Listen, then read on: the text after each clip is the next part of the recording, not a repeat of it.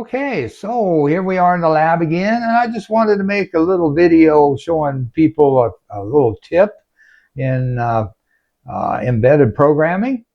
So, have you ever looked at some kind of microcontroller or some kind of device that has a flashing LED? And so, and you always wondered how they did that, because if you take an LED and you have it connected to a microcontroller and you just turn it on and off. So that's like a 50% duty cycle. So it's on half the time and off half the time. All right. So say you want to do that every second. So like MainBrain has a real-time clock. So every second it sends an interrupt. So you can say, hey, toggle that LED every time there's a second goes by. But it doesn't quite work that way because it flashes every other second, because you have it on for a second and then the next interrupt occurs the next second, and then it's off, and then it's on, and then it's off. So it's not every second. It toggles every second, but it's on for a second, off for a second. So you only see the LED light up every other second. So if you want it to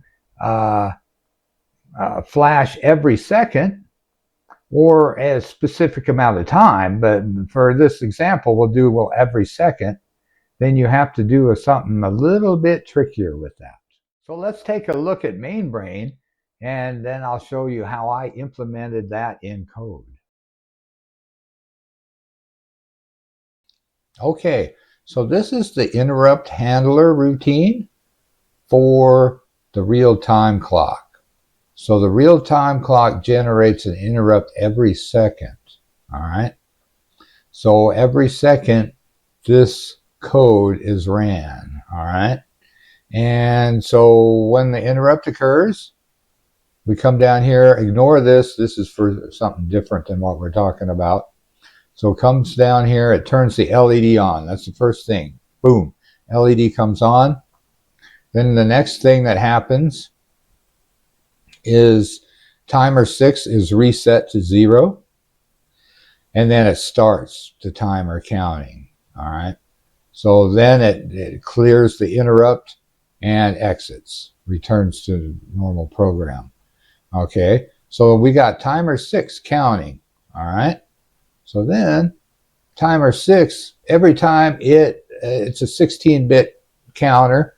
So once it counts, once it overflows the 16 bits, it overflows, then it generates an interrupt. So when its interrupt is generated, then it turns off the LED, all right?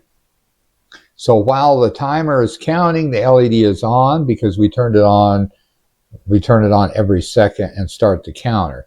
So the LED stays on while timer 6 is counting, and once it overflows, then we stop the counter and turn the LED off. Then we clear the interrupt flag for timer 6 so it can get another interrupt and return to normal program execution. So that means the timer is off and the LED is off. All right, so everything is off. Then we come back to the next second, and then the whole thing starts over. So the LED turns on, timer is cleared, timer started, exit the interrupt handler, and then back to timer 6. Timer 6, the LED is on until timer 6 overflows. And in that case, when the timer overflows, we turn the LED off and stop the timer, and it's just an endless repeat. All right. And there you go. So if you notice, it's interrupt driven. So that means that your main program loop can continue to run and do whatever it does. And then the LED can do what it's doing by the interrupts, controlled by the interrupts, and everything is done nice and smooth And unless you have a lot of like overhead on your interrupts, it should run nice and smooth like that.